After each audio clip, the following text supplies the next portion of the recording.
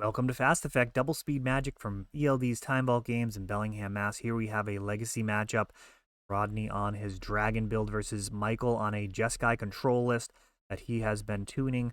Most recently picking up 4th Aerolingus, a card that, closes out games. It's way, way more than just like a fireball. The card is an incredible game changer. And we have Grief here looking to open up some opportunity. Grabs the Spell Pierce, and the rest of that is not going to interact on the first turn here. Entomb, Bristlebrand,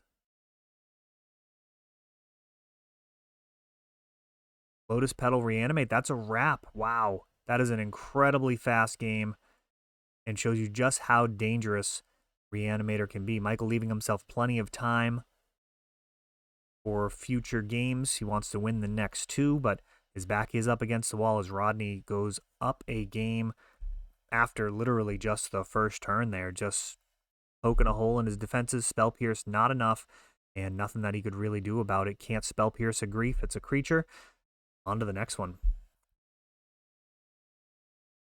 Michael looks to have a much stronger hand here. Force of Negation and Force of Will, though it is a Mulda 6. And it's going to get Thoughtseized. So he'll be left with some removal and an eventual Force of Negation online.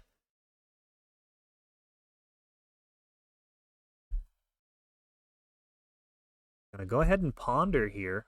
I think it's the right play. Let me know what you would do there. He's got Force plus blue card. He ponders. He might not see a blue card with it, meaning that things could get very ugly on the other side of the table immediately. But I think it is better to set things up, especially in the face of discard. Having some hidden information on top of your library could be useful. If you have cards, they are actually safer there than in your hand playing against Dragon. Of course, you don't have access to them, but if it's a card like Narset, it being a draw off the top of your library is preferable. The Force of Negation is snagged by the Cabal Therapy. And here we go again. Another Gristlebrand. Dark Ritual into Animate, not losing the life. 6/7 lifelinker as Animate does make the creature 1 less toughness. Trying to balance out the effect back in the day. Magic design has certainly changed a lot since 1993, but some of those cards are still around. Legacy really is the place where you get to play all of the biggest mistakes of design, except for the absolute most bonkers ones. Now, those ones get banned out of the format, but for the most part, the format is defined by cards that are just a bit much, which is what we love about it. Throwing real haymakers, not just slapping each other. Throwing bombs, and this game, certainly that is the case here with a 6/7 walking card advantage engine on board, but it's facing down another alpha card, Swords to Plowshares.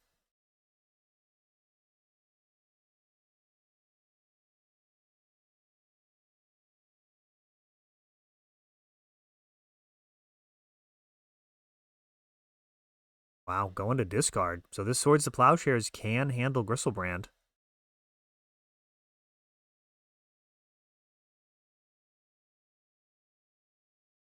The Fury off the top rope. Look at that. Knew it was there. With the Ponder, declined to use anything on Rodney's turn, as he was going to have a way of bouncing it. He just needed to weather the storm, and he has so far. Rodney's down to 2. How good were those 14 cards that he drew?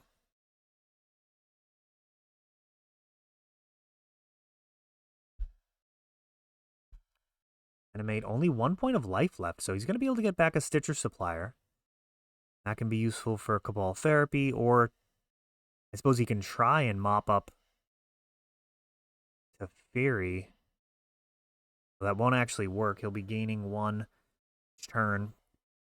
Not actually Gonna contain him.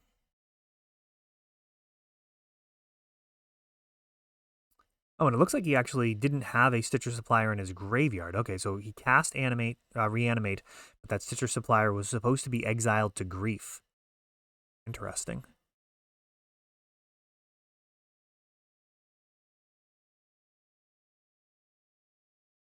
Yeah, what a crazy game. So Dance of the Dead, bringing back Grief now. That hits the Swords to Plowshares. A couple of walkers on Michael's side. And fourth Erlingus to do the final 2 damage. I'm actually not sure. He was at 2. It's possible he was actually dead there. Did he Thoughtseize twice and draw 14? Let me know in the comments. We only do 1 take on these, so not going back. Got a lot of videos to make today. But yeah, definitely let me know in the comments. Rodney was accidentally dead. Interesting. You actually 100% would have to tell your opponent if they, for example, had their life marked as 4 and they've done all the damage to themselves. There's a video on the channel explaining just how important that is. You 100% have to correct that error. You cannot let it stand. You do so hoping for an advantage. For example, hoping that they Thoughtseize from 2 life when they think they're at 4. That would actually be textbook cheating, and it would be a DQ. It's, entirely their fault, but it is what it is. Those are the rules. Not like a missed trigger. Missed triggers are the exception to maintaining the game state. Like life totals and cards being in the correct zones, that's on both players, and you absolutely have to point it out. Can't let that stuff slide. Fourth Erlingus, just a really solid finisher, man. I've played literal Fireball before in Vintage as a finisher for control decks. This is just like unbelievable. The potential for card advantage, both on the battlefield, blocking, and with the Monarch itself literally drawing cards is unreal. Payment Priest was snagged. Now we've got a Dance of the Dead. Oh, that's absolutely hellacious misplay. What a violent misplay. March pitching a white card, hitting the Dance of the Dead. Oh, that is one of the just most brutal things we've seen on the channel in a while. So Dance of the Dead has a triggered ability. Go ahead and pull that up for you. It's a mouthful of text, but you see there, it's a triggered ability when it enters the battlefield. If it's on the battlefield, turn that creature to the battlefield from the graveyard instead.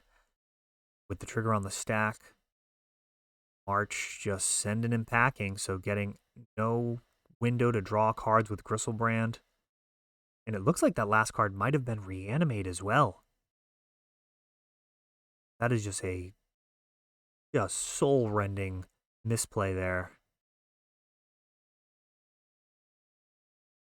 Now Michael retains control. Another dance off the top. This one gets hit with Force and Negation. I mean, it's still in the bin. Any Reanimate could still potentially get there, but the game is far from won. But it would have almost certainly been over, as we saw in that first game. So the second game showed us that you don't necessarily get there, even when you draw like 14 cards. So, do a turn. Game plan is established. Containment Priest, beatdown.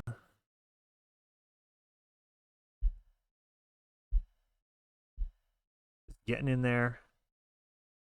Narset, now Gristlebrand, much less exciting. Just a 7/7 body.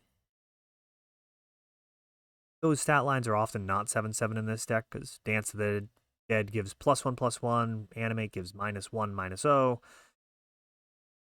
A third of the time it's a 7/7. Cabal Therapy. And yeah, this is like, what do you do? This Force of Will. Fourth Erlingus is going to close the game out. Leave him with Force blue card after your therapy. That's Pretty rough. I think you have to, though, here.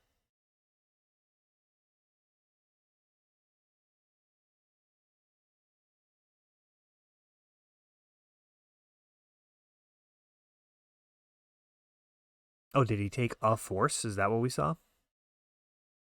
This is pretty far gone. You can correct me in the comments, but wow, Flusterstorm getting piled on as well. Nothing's going to happen with this Containment Priest on board, certainly not with a fistful of counters, and that's a wrap. So Michael, despite getting absolutely destroyed in that first game in just seconds, maintains his composure, finds a way to win the next two. That is how you do it. Thank you for watching. For more magic from ELD's Time Vault games, be sure to subscribe and check out more videos just for you over here.